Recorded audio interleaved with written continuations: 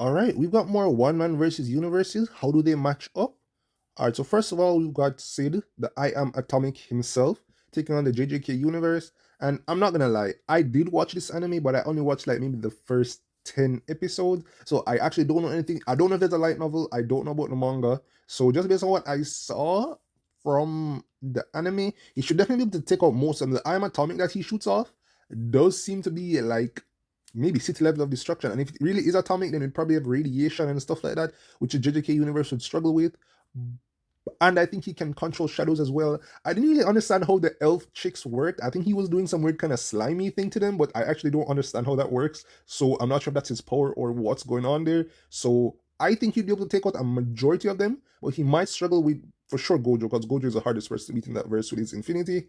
So I honestly am not sure how his power would play, but I think he'd be able to take out maybe like 99% of that verse, and maybe Gojo stops him. But I'm not sure if any of his other versions, whether anime or manga or light novel, will be able to do differently. So I'm gonna say 99% of that verse is done for. Next, we got Ichigo taking on the One Punch Man universe, and honestly, I think if Ichigo goes in there bloodlusted, no holding back, with full intent to kill everything and everyone with what as much power as possible straight out of the gate, I do think Ichigo would be able to do this. And obviously, the biggest problem would be Saitama.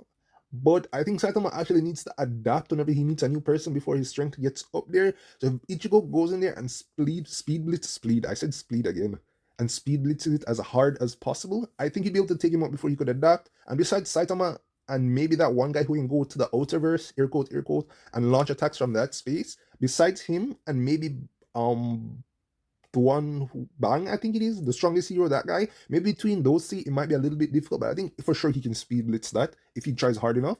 And finally, we've got Doomsday taking on Ichigo Universe, and Doomsday is extremely hard depending on the continuity you're using, but he's also truly immortal. You can't kill Doomsday. I think even if you wipe Doomsday out of reality, he'll still come back. I think we've seen him come back from being erased from reality before, and he did take the Omega Beams directly to the face. So I think they'll be able to kill him pretty easily for like the first 100 deaths. Then after that point, it's gonna get harder and harder to kill him, and he might adapt to Spirit Energy and Ryukuru and all the other energy forms. And then by that point, he'd be harder and harder to kill. You'd kill him with fire, he'd get immune to it, and just keep growing until eventually you can't beat him. So I think Doomsday would take this, but he would die tons of times. So depending on whether you consider a death to be a loss or not, it might depend. But with Doomsday dying, isn't losing because he's going to come back and he's going to come back stronger and angrier. So I think I'd give it to Doomsday, but he definitely die a lot. But let me know if you agree with me or not in the comments below.